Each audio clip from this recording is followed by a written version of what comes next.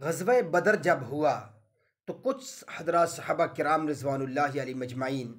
انصار سے اور کچھ مہاجرین سے شہید ہو گئے۔ تو دوسرے حضرات صحابہ کرام رضوان اللہ علیہ مجمعین آپس میں گفتگو فرمانے لگے، کاش کہ یہ ہمارے بھائی شہید نہ ہوتے تو آج یہ ہمارے ساتھ باتیں کر رہے ہوتے، دنیاوی معاملات کرتے، دنیاوی زندگی انجوائے کرتے، کاروبار وغیرہ کرتے۔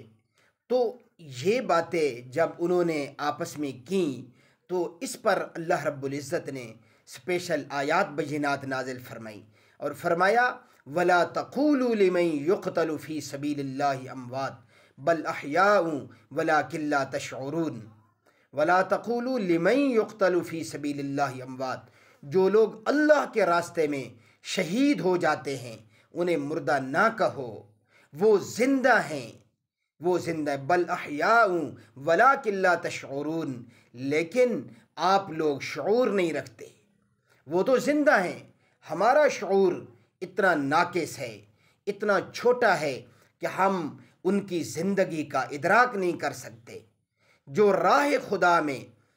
اللہ کے راستے میں اپنی جان دے گئے وہ ہمیشہ ہمیشہ کے لیے زندہ ہو گئے، لیکن جو ان کی زندگی ہے اس کے بارے میں ہم علم نہیں رکھ سکتے، ہمارا ادراک نہیں ہے، ہم سوچ نہیں سکتے، ہماری وہ سوچ ہی نہیں ہے، ہمارے اندر وہ شعور ہی نہیں ہے۔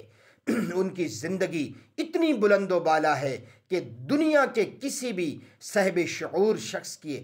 شعور میں ان کی زندگی سما ہی نہیں سکتی ہے، گویا کہ یہ اللہ کی بہت بڑی ان کے اوپر نعمت ہے۔